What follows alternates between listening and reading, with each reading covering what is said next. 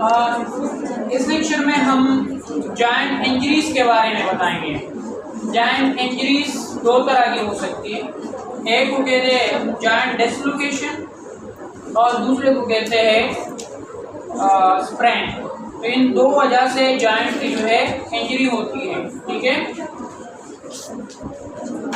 जो joint dislocation है इसमें क्या होता है, बेसिकली आप लोगों की जो बोन है वो अपनी जगह को छोड़ देती है, ठीक है।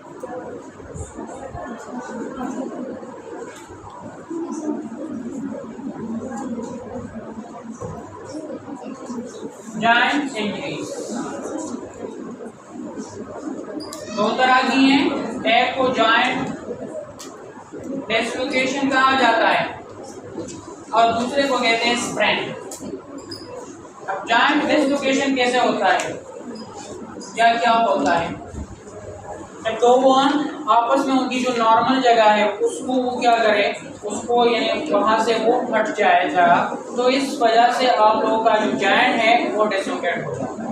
अच्छा, जॉइंट डिसलोकेशन उम्मन आपकी यहाँ पे जो जॉइंट है यानी आपका जो कंधे का है और इसके साथ जो ह्यूमरस है, ग्लीनाइड कैविटी में जो आप लोगों की ह्यूमरस का हेड होता है, उम्मन ये ज़्यादातर क्या होता है, वो वेट की वजह से या सडन ट्रॉमा की वजह से जॉइंट जो है वो डिसलोकेट हो जाती है। अब जॉइंट डिसलोकेशन में ज़्यादातर आप लोगों को जो अलामात मिलेंगे वो नमनेस के होंगे, टेंगलिंग के होंगे, पेन के होंगे, स्वेलिंग के होंगे, ठीक है। और ये जो हमारे पास जॉइंट डिसलोकेशन हो रही होती है इसमें भी आप लोगों का एज फैक्टर भी इन्वॉल्व है, न्यूट्रिशन भी इन्वॉल्व है, या फिर कोई सडन ट्रॉमा जो है इन्वॉल्व होती है, इसकी वजह से ये डिसलोकेट कर जाता है। जॉइंट डिसलोकेशन फिर कैसे ट्रीट किया जाता है, वही चीज़ें हैं। पहले इसको यानी डायग्नोस करवाया जाता है through MRI, x ray, CT scan और इसके साथ साथ जो है फिजिकल एग्जामिनेशन की वजह से ये मालूम किया जाता है कि जॉइंट को डिसलोकेट नहीं हुआ, ठीक है।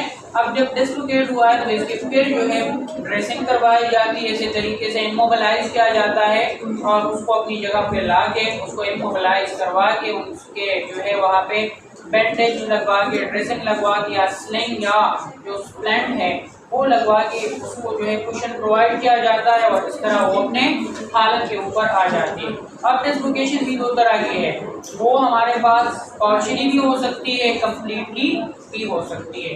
तो अगर पूरा जो है बोन आपस में एक दूसरे से बहुत दूर गए हो तो इसको कहते हैं कंप्लीट डिसलोकेशन, लेकिन अगर उसका कुछ हिस्सा एक दूसरे के ऊपर हो तो इसको कहते हैं पार्शियल डिसलोकेशन, ठीक है।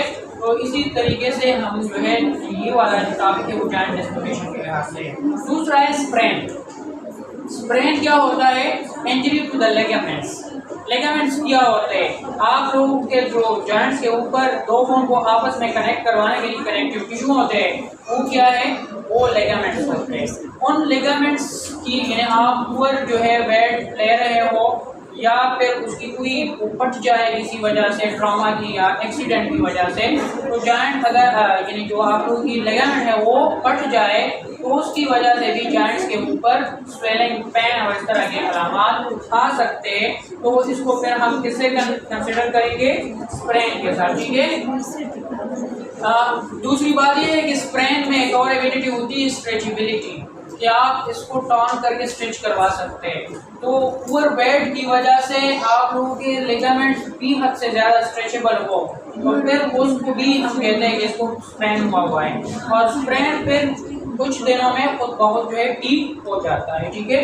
अच्छा, ये भी हमारे पास जो आती है वो जॉइंट इंजरीज में आ जाती है।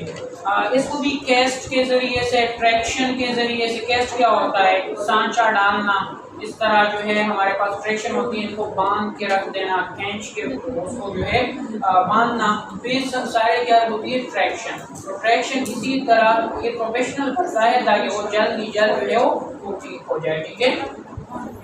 अच्छा, ज़्यादातर ये आप लोगों की जो होती है वो थिन जॉइंट के ऊपर होती जो वेट बेयरिंग, ठीक है। तो वेट बेयरिंग जॉइंट के ऊपर स्प्रेन भी हो सकता है कि हद से ज़्यादा वेट आप लगा दें, वहाँ पे फोर्स लगा दें, तो इससे ही कारण हो जाता है, स्ट्रेच हो सकती है। तो इस तरह हमारे सारा जो यानी लेक्चर था वो किस चीज़ के ऊपर था, डिफॉर्मिटीज़ के ऊपर था। उसमें हमने आर्थराइटिस को जो है डिस्कस किया, फिर हमने आगे जो है बोन फ्रैक्चर और इसकी हीलिंग प्रोसेस पढ़ी, और उसके बाद हमने जॉइंट इंजरी के बारे में बताया। जॉइंट इंजरी में हमने दो डिस्कस किए, जॉइंट डिस्लोकेशन और स्प्रेन। आगे हम जो पढ़ेंगे वो इंशाल्लाह इसी चैप्टर का नेक्स्ट जो सेगमेंट है उसे कहते हैं मसल, और मसल जो है मूवमेंट के साथ इसका ज़्यादा ताल्लुक है, तो हम जो है नेक्स्ट सेगमेंट में